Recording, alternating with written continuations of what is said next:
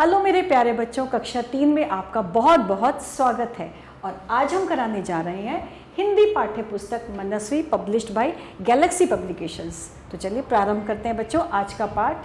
बच्चों आज हम कराने जा रहे हैं पाठ 10। और इस पाठ में क्या है, इस पाठ का सबसे पहले पाठ का नाम है निस्वार्थ सेवा। निस्वार्थ मतलब बिना किसी स्वार्थ के, बिना किसी लालच की जो सेवा होती है, बिना किसी लालच की जिसे उसको बोलते हैं निस्वार्थ सेवा। प्रस्तुत पाठ में बताया गया है कि हमें बिना किसी स्वार्थ के दीन दुखियों की सेवा करनी चाहिए। तो चलिए पाठ प्रारंभ करते हैं। बहुत समय पहले एक राजा था, वह बहुत ही उदार हृदय का था। एक बार वह अपने राज्य का भ्रमण करने निकला। वास्तव में वह अपने राज्य के लोगों की जरूरतों को समझना चाहता था। इस तरह अपनी प्रजा के सुख दुख जानकर वह उनका भागीदार बनना चाहता था, यानी कि हिस्सेदार बनना चाहता था। वो जानना चाहता था कि मेरी प्रजा कितनी सुखी है या नहीं सुखी है, अगर दुख है तो उनको किस चीज़ का दुख है, किस कारण वह दुखी है। तो इस तरह वो भ्रमण करने निकला। राज्य भ्रमण के समय उसे कोई भी ऐसा व्यक्ति नहीं मिला जिसे किसी तरह की कोई परेशानी व शिकायत ना हो, यानी सब किसी न किसी कारणवश परेशान व दुखी दिखे। किसी के पास खाने के लिए भोजन नहीं था, तो किसी के पास तन ढकने के लिए वस्त्र नहीं थे। कोई बेरोजगार था तो कोई घर से बेघर। किसी के पास संसारिक धन संपत्ति थी लेकिन मानसिक शांति का अभाव था। तो कोई भ्रष्टाचार में लिप्त अधिकारियों की शिकायत कर रहा था। राजा जहां भी जा रहा था उसे कुछ न कुछ शिकायतें सुनने को मिल रही थी। मतलब वो जहां कहीं भी जा रहा था ना, उसे कहीं भी ऐसा नहीं दिखा कि कोई सुखी हो। कुछ न कुछ हर एक को परेशानी थी। यह स्थिति देखकर राजा बहुत दुखी हुआ। फिर भी वह टहलते टहलते राज्य से दूर खेतों में जा पहुंचा। वहां एक वृद्ध किसान, वृद्ध मतलब एक बूढ़ा किसान, खेतों में बीज बो रहा था। इतनी कड़ी धूप में भी वह बड़ी मेहनत से अपने कार्य को कर रहा था। इतनी तेज धूप थी तब भी वह अपने कार्य कर रहा था। उसकी तन्मयता देखकर, तन्मयता मतलब उसकी लगन देखकर, तन्मयता देखकर राजा उसके पास जाकर धूप में खड़ा हो गया। वह किसान अपने कार्य में इतना तल्लीन था, मतलब अपने कार्य को इतने मगन होकर कर रहा था, तल्लीन था कि उसे पता ही नहीं चला कि राजा कब उसके पास आकर खड़ा हो गया। तब राजा ने ही उसे टोकते हुए कहा, हे भले पुरुष, तुम इतनी तेज गर्मी में खेत में क्या कर रहे हो? क्या तुम्हें अपने जीवन से किसी तरह की कोई तकलीफ या शिकायत नहीं है? मतलब तुम्हें जीवन से किसी तरह की कोई शिकायत है? उन्हें पूछा राजा ने कि क्या तुम्हें अपने जीवन से किसी तरह की कोई शिकायत है? उसे प्रश्न पूछा राजा ने। तो वृद्ध किसान बोला, महाराज, मैं अपने खेत में आम के बीज बो रहा हूं और मुझे अपने जीवन से किसी प्रकार की कोई शिकायत नहीं है। वृद्ध की बात सुनकर राजा ने कहा, तुम्हारा उत्तर सुनकर हमें प्रसन्नता हुई, यानी कि खुशी हुई, परंतु हमें एक बात तो बताओ, इस आयु में आम के बीज बोने से तुम्हें क्या लाभ होगा? इन पेड़ों पर फल आने में तो कई वर्ष लग जाएंगे। क्या पता तुम उन आमों का स्वाद लेने के लिए तब तक जीवित रह भी सकोगे या नहीं? तो वृद्ध किसान बोला, महाराज, मैंने अपने जीवन में जो आम खाए हैं वे मेरे पुरखों ने बोए थे।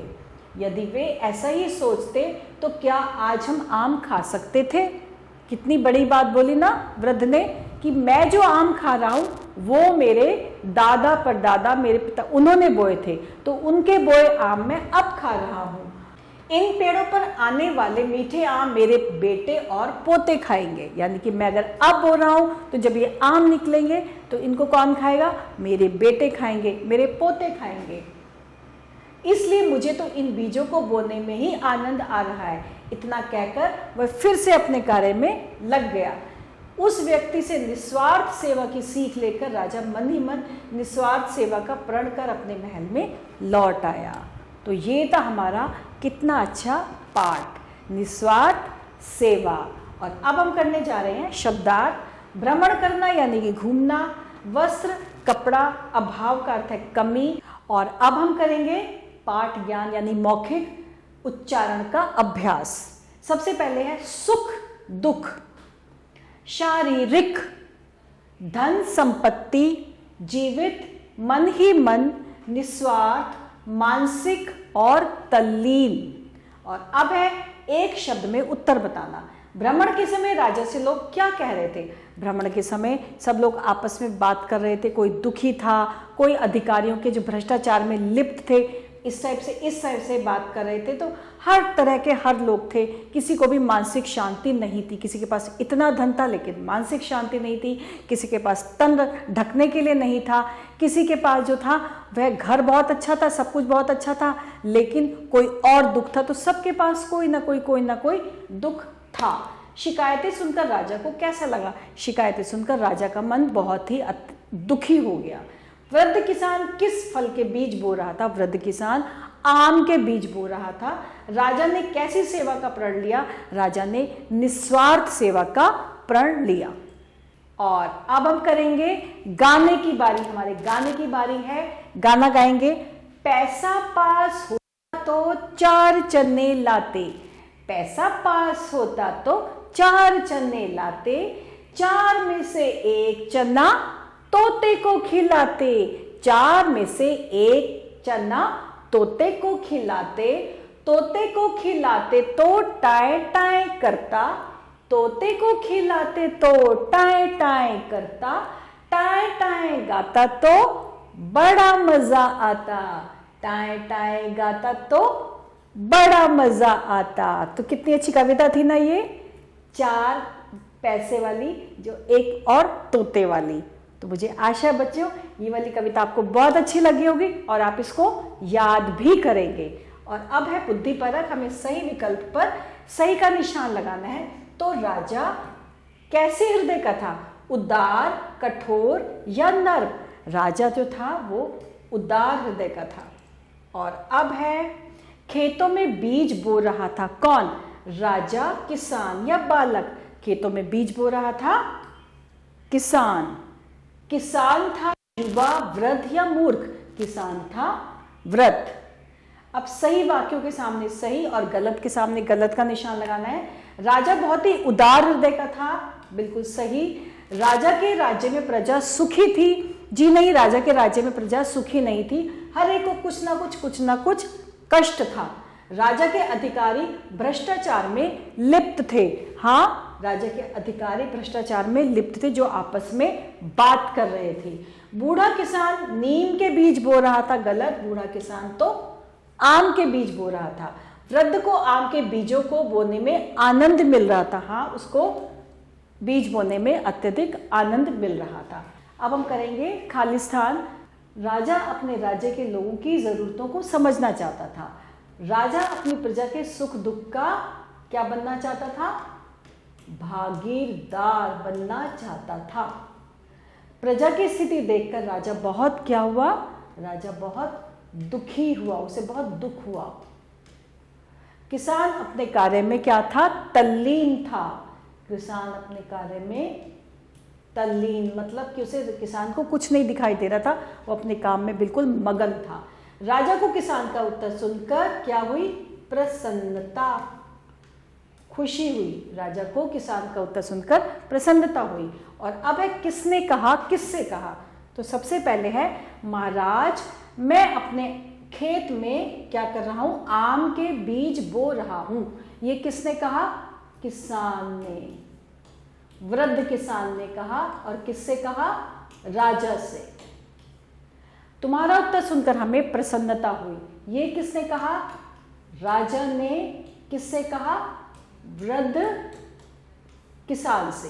इन पेड़ों पर फल आने में तो कई वर्ष लगेंगे। ये किसने कहा? राजा ने। किससे कहा? वृद्ध किसान से। महाराज, मैंने अपने जीवन में जो आम खाए हैं वे मेरे पुरखों ने बोए थे। ये किसने कहा? एक वृद्ध ने, वृद्ध किसान ने राजा से। मुझे तो इन बीजों को बोने में आनंद ही मिल रहा है। ये किसने कहा? ये भी एक वृद्ध किसान ने राजा से कहा। तो इस तरह से हमने किसने कहा, किससे कहा पूर्ण किए। और अब है निम्नलिखित प्रश्नों के उत्तर। राजा ने अपने राज्य का भ्रमण क्यों किया? वह प्रजा की समस्याओं को समझना चाहता था, उनकी ज़रूरतों को समझना चाहता था, इसलिए उसने जो था राज्य का भ्रमण किया। अपनी प्रजा की क्या करना चाहता था, ज़रूरतों को समझना चाहता था, उन्हें किस चीज़ की आवश्यकता है। अगला है राजा ने भ्रमण के समय क्या सुना। राजा ने भ्रमण के समय सुना कि हर प्रजा का कोई भी मतलब कोई ऐसा था ही नहीं जो बिल्कुल खुश हो। हर एक को कोई ना कोई शिकायत थी। कोई धनी था तो उसके पास मानसिक शांति नहीं थी, किसी के पास जो था रहने के लिए घर नहीं था, किसी के ढकने के लिए तन नहीं था, कोई अधिकारियों के जो था भ्रष्टाचार में, कुछ अधिकारी भ्रष्टाचार में लिप्त थे, उसने वो वाली बातें भी सुनी। तो मतलब राजा ने बहुत सारी अपनी प्रजा की अलग अलग तरह की बातें सुनी। राजा ने किसान से क्या प्रश्न किया, उसने किया, क्या तुम्हें अपने जीवन से कोई शिकायत नहीं है? कोई शिकायत नहीं है? ये राजा ने वृद्ध से प्रश्न किया। तो किसान ने राजा के प्रश्न का क्या उत्तर दिया? नहीं, मुझे अपने जीवन से कोई शिकायत नहीं है। किसान ने बोला, नहीं, मुझे कोई शिकायत नहीं है। वृद्ध ने उत्तर दिया, नहीं, मुझे अपने जीवन से कोई शिकायत नहीं है, मैं अपने जीवन से बहुत प्रसन्न हूँ। और तो बच्चों, आज हमारा ये वाला पाठ यहीं पे समाप्त होता है और मैं आशा करती हूँ ये पाठ आपको बहुत अच्छा लगा होगा और आपने भी इससे कोई सीख सीखी होगी। तो बच्चों, इसके साथ ही हमारा ये पाठ यहीं समाप्त होता है और मैं आशा करती हूँ इस पाठ के माध्यम से आपने भी निस्वार्थ सेवा का भाव समझा होगा और सीखा होगा। और इसके साथ ही हमारा पाठ यहीं समाप्त होता है। आभार।